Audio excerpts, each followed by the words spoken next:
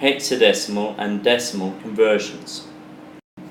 To start, you need to remember that the hexadecimal system is a 16 base system. That means it runs from 0 to 9 and then the letters A to F.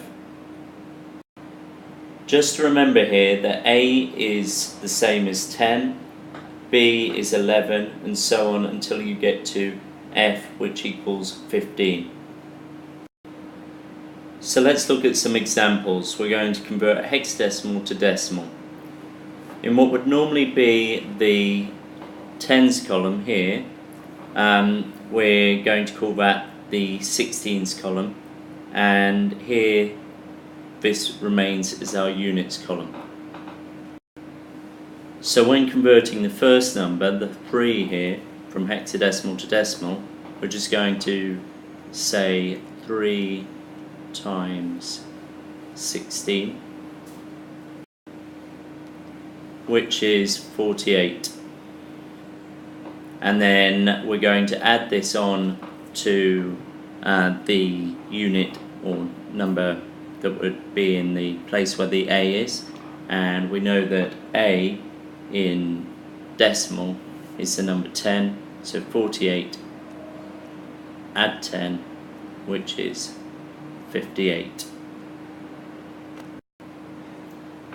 For our next example, we'll look at the hexadecimal number F1, and we know that F in hexadecimal is the same as the number 15 in decimal, so we're going to have 15 times 16, because we're working on the base of 16 for this column.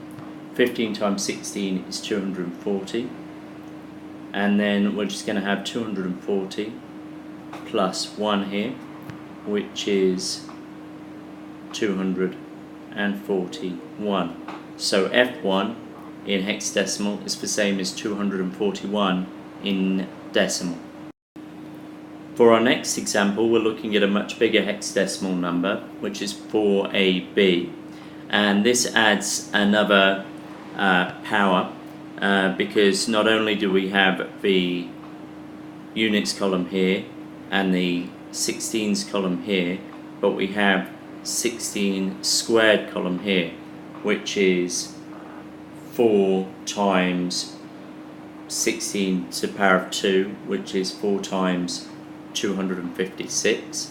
So we'll put that there, 4 times 256 for our first column, which is 1024.